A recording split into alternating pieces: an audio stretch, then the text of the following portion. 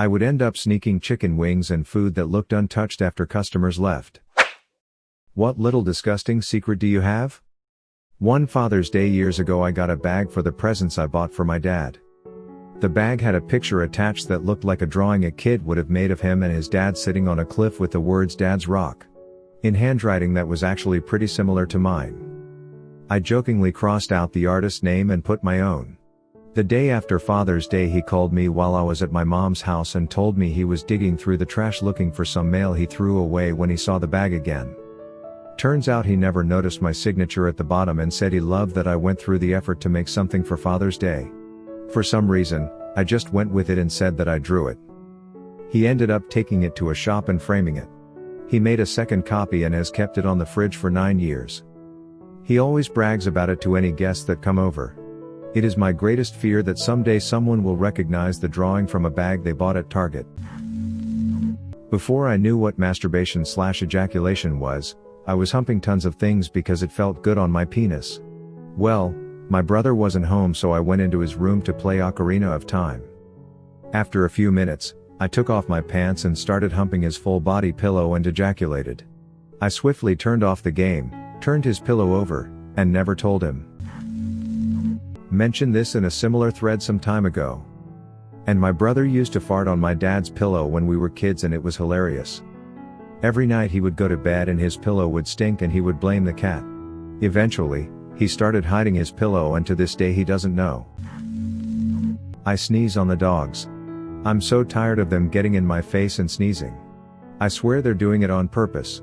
Now when I feel a big one coming, I'll call them over and reciprocate. My wife caught me one day. The first time I've ever made her speechless.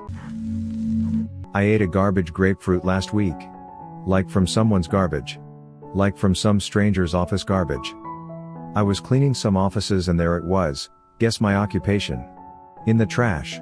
I don't even know the occupant of the office. I wasn't even hungry. Something in me just decided that I had to eat this trash fruit. I watched myself take it out of the garbage and was like, what am I doing? Am I really doing this? Oh my god, I'm really doing this.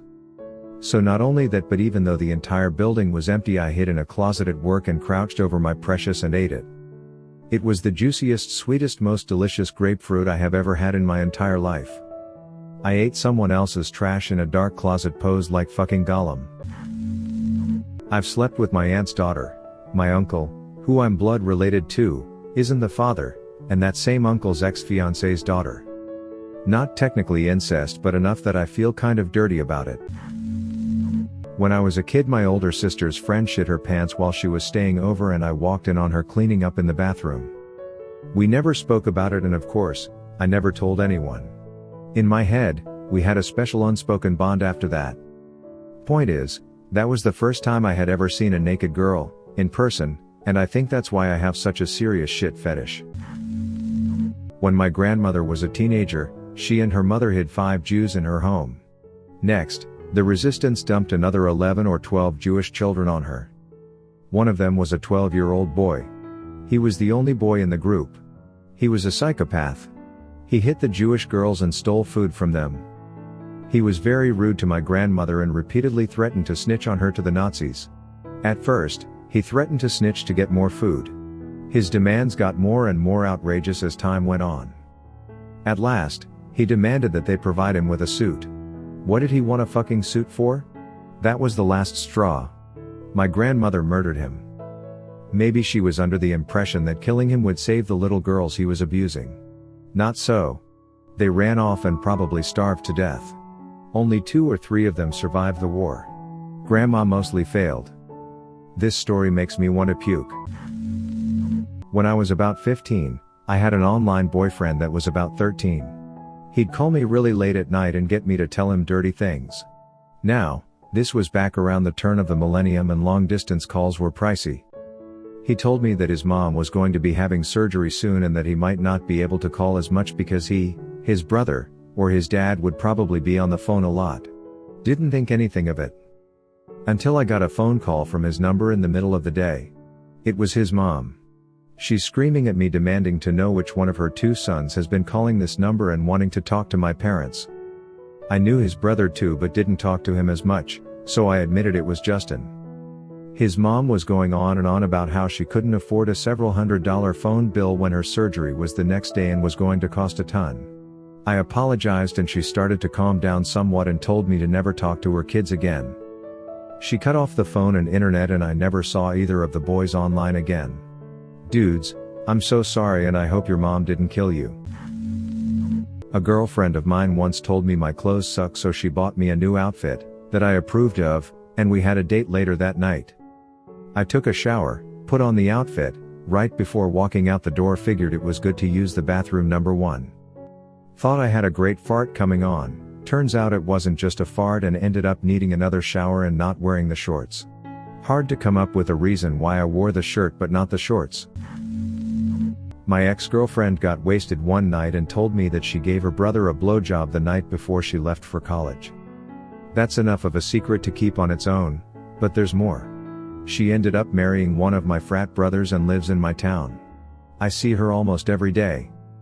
That secret is still the first thing I think about when I see her, and it has been 25 years since she told me. At my house, when I have finished an apple, which I eat near daily, I go out onto my balcony and in one swift movement throw the core as far as I can. Sometimes I hear it ding on the metal garage roof of the house across the road. Those are the good throws. Throw away or not to throw away? Basically, my aunt claims she slept with her son the night before his wedding. Now it's never been confirmed with her son, my cousin, because it's just awkward. Now there's a whole convoluted story that goes along with this which I'd be willing to tell in detail if anyone cares. Condensed version, Aunt comes to town for her oldest son's wedding after abandoning the family. During reception pulls my mom into the bathroom crying. My mom asks what's wrong. Aunt confesses she slept with her kid the night before. Cue shock from my mom. Suddenly I'm being ripped away from the dance floor and my Shirley Temple, and my mom is crying the whole car ride home. I overhear her telling my dad what was revealed to her. Whenever she comes to town and they're in the same room together, I get the chills. Once I got a breast infection, breastfeeding related, that took forever to diagnose and treat. I had already taken antibiotics for it, but I guess the bacteria were resistant. I stopped breastfeeding and one side was fine, but the other side just kept getting bigger and it was really painful. I was doubled over in pain. I went to the doctor and they scheduled an ultrasound for the next day. There was a pimple-like thing on the side of my breast and I poked it with a sterilized needle. It turned out that the skin there was as thin as a blister and about 2 cups of pus came out of it. I felt so much better. I remember that I slept so well. Someone else watched my baby all night. I didn't go to the appointment the next day. I didn't have insurance, so it would have been really expensive. The doctor got really mad when I called to cancel. That was a few years ago. I'm fine. I've been sleeping with my first cousin for the past few years. I started out just hanging out drinking every weekend, bullshitting at the bar. After a while, she just started coming over my place to drink. Then I had a conversation about porn and got horny pretty fast. Best sex I've ever had in my life, each time. Maybe it's the taboo factor and possibly getting caught that makes it better, I dunno. Haven't told anyone obviously except here on Reddit. Don't tell anyone, guys.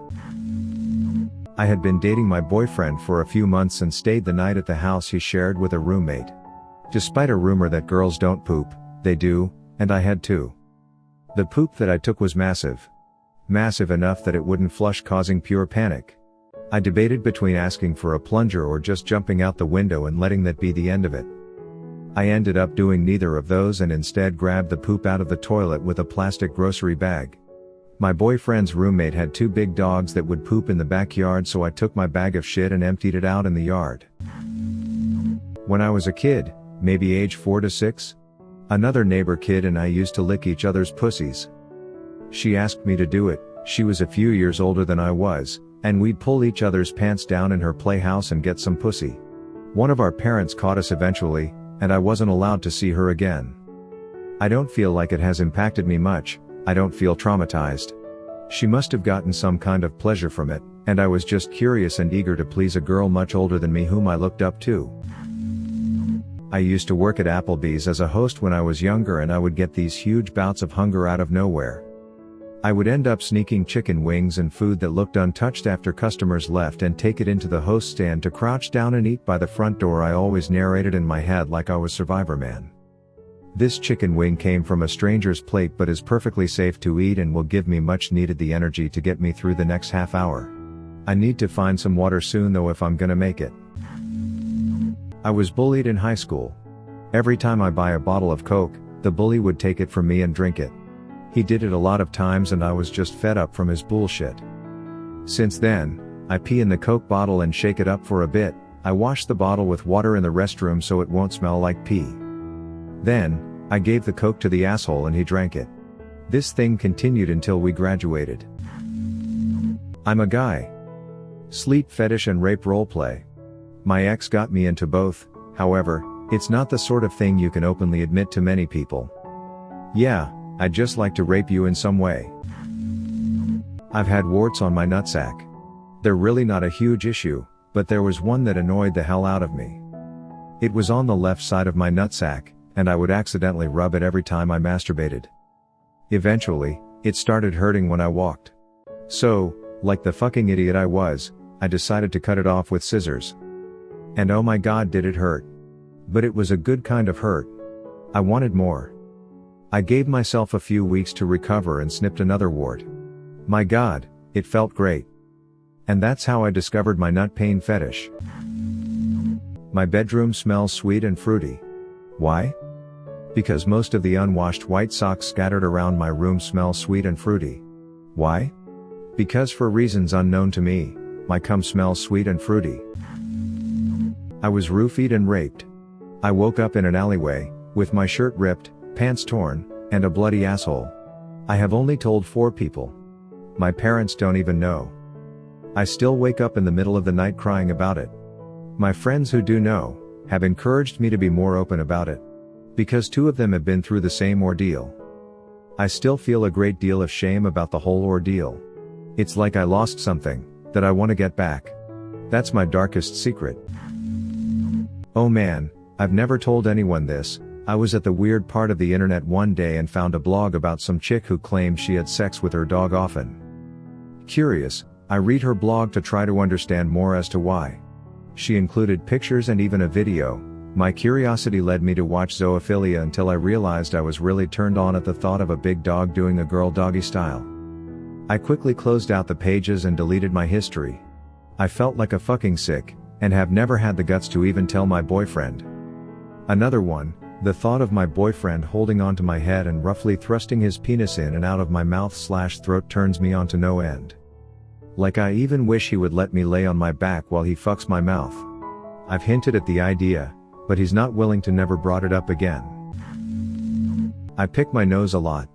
I have really bad allergies and my nose is either running or dried up after running, which results in painful boogers.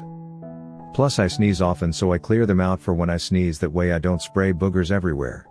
I always pick and wipe into a tissue and throw it away, or, if I can't find a tissue, pick and dump directly into the trash can. I also either wash my hands or use hand sanitizer after, so I guess I'm not that disgusting. I never in front of anyone, though, and I never will, because then my secret would be revealed. That I don't like my oldest child. I love her, I always will. But I really don't like her. By far, the most toxic person I've ever known, drama-filled, a full-on pathological liar who makes stuff up about the family, bad decisions that affect everyone, so many personal offenses that I couldn't begin to list them. She is the cruelest, meanest, most vindictive person I have ever known. How she came from our family is an absolute mystery. No one else is anything like her, and one by one we are all distancing ourselves from this train wreck. We have all, every one of us, tried to support her/love her/help her. Each has been burned or been left dazed and confused by her words and actions. Her aunts, uncles, cousins will not communicate, her siblings have said no more, her father is frustrated and confused. I have been her only ally and support, and now I am done. She finally did something that crossed the line and was the straw that broke the camel's back. I can't talk to her, even to tell her I can't talk to her. She frightens me. When I was a kid, I had a bunk bed with my younger sister, probably the only family member I'm still very close to. The bed frame was made out of metal, but the metal was hollow. It had a little screw-on plastic seal on the top, which could be easily removed. Now, as a little kid, I saw this hole. And the cogs in my brain really started turning. I could have shit in that hole. I should take a shit in that hole. I tried in, but the sharp metal hurt my anus. So I got the plastic dog bags on my hands and waited for the shit to fall out, and I'd grab it, and stuff it inside the bed frame, without the bag. I'd reuse the bag, so no one knows they're disappearing. Eventually, we're going to move house. Me, my little sis, the dog, my dad, and my stepmom. Let me clarify two things here: no one could smell the shit, because of the plastic cap. Secondly, I'd been doing this for a while. All the pieces of the frame were 3/4 full of shit. We couldn't afford to buy a new bed, so we needed to take it with us. My heart sank, my muscles froze. My dad picked it up, twisted it upside down to move it, and in one horrifying, life-changing moment, there was a mound of shit on the carpet. Needless to say, the next week a nurse came to my school and said I was probably positive for autism. My life is a mess. Thank you for watching Reddit Space. Please subscribe if you love these Reddit stories.